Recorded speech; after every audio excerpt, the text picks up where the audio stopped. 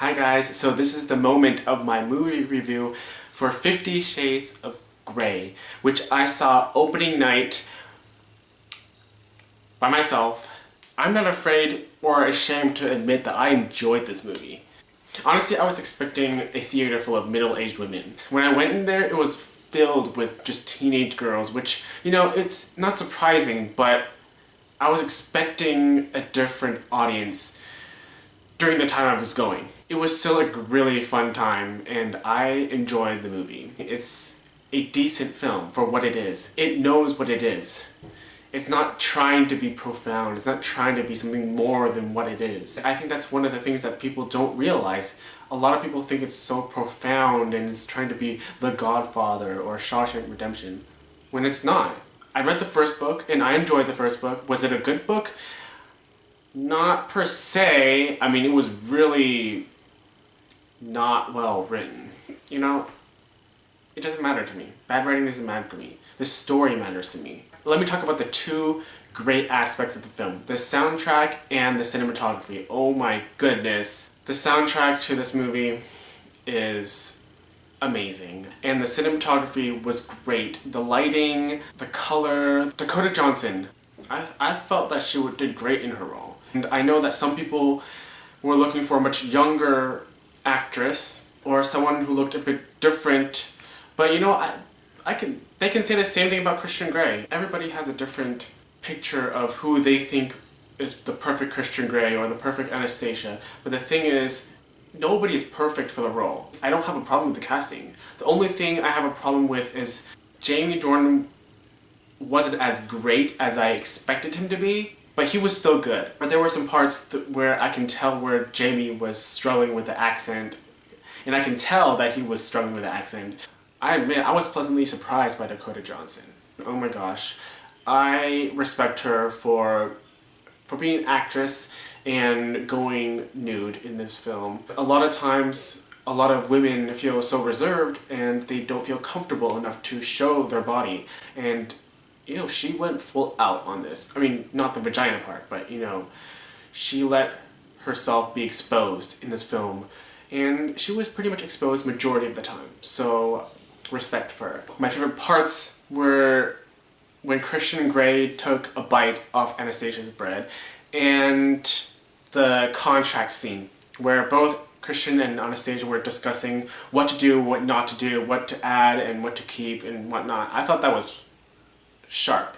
Very good scene. The sex was good. I'm not going to say it's my favorite parts, but it was really intense. I felt that it was a really enjoyable movie, and I personally felt the chemistry in most parts. There were some parts where it's kind of like, I did not think this was the worst movie, honestly. There are some people who have their own reasons why they dislike this movie, which is understandable. I mean, for some people, it could literally be the worst movie you ever watched, for some people. But honestly, I feel like a lot of people are just making this a bigger deal than it actually is. But even if you can hate everything about this movie, which I know some people do, really, is this really the worst movie we ever watched?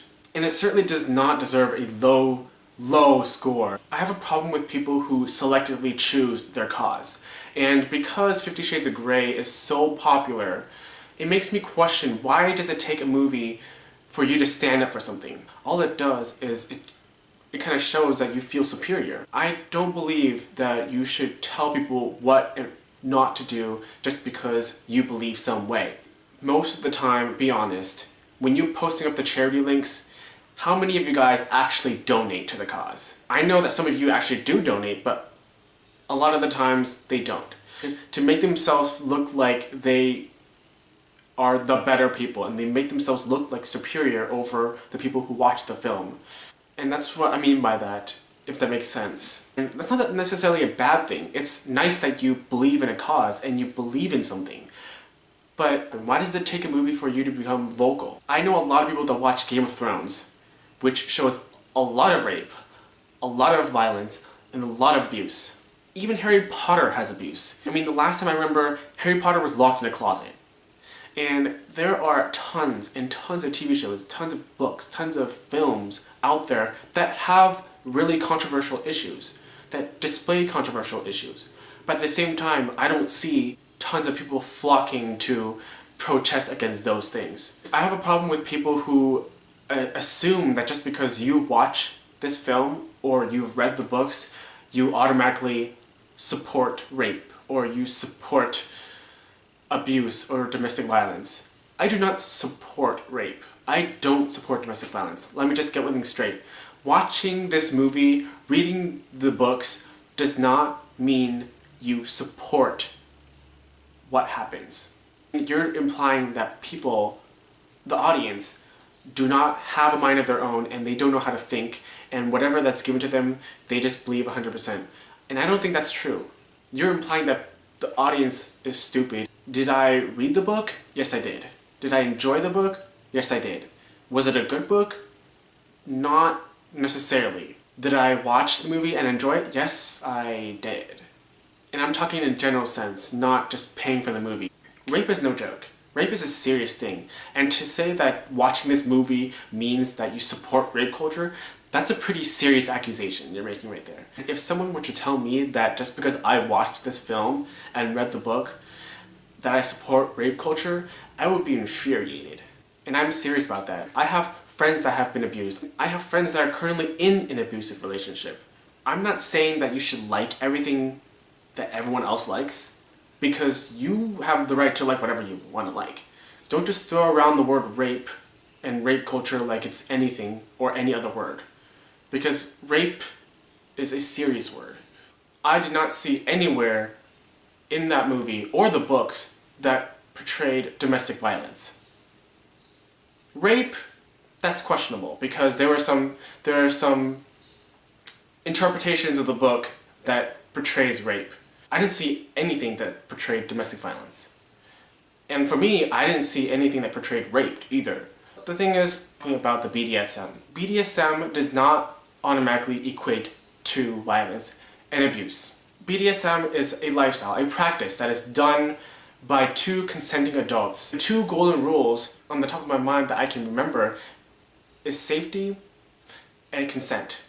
A lot of people are saying that this book portrays those who practice BDSM as those who are only damaged people or hurt people who have been troubled their whole life. I understand your point of view and I understand where you're coming from. Another complaint that I've heard about this movie, it's similar to Twilight, that both the female leads are weak women.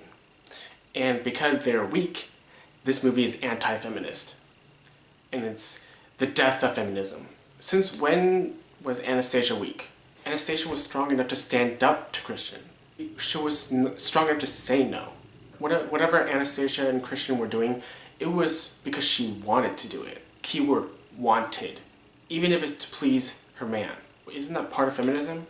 To give women that choice? Since when does wanting a man to complete her mean she's weak? And I feel that it's a shame that nowadays feminism has grown so much, where it's so much girl power, so much female empowerment, and we don't need a man to complete us, which is great for feminism. But at the same time, don't neglect those who actually want a man by their side, who want to be the housewife, who want to please their man, who want to be the submissive, who want to do this for the man. And it's a shame that it's come to that, where women who choose to live like that are deemed as weak. And that was practically the main critique, one of the main critiques for Twilight and 50 Shades of Grey, that both the female leads were weak because they needed a man. Even for 50 Shades of Grey case, I didn't feel that Anastasia needed Christian. She wanted him, but at the same time, she was in control. I honestly don't think that it deserves a low score on any site. Some of the movie review sites are really biased and really skewed towards a certain score. It's not fair. I don't feel that this movie deserves kind of hatred. Anyways, what are your thoughts on this? Did you like it? Did you hate this movie? Did you read the books? How did you react to this movie? Did you watch the movie? Are you planning on watching the movie? And what were your reactions in the theater? What were your reactions after watching the movie? Let me know your thoughts and comments down below, and I'll see you guys later.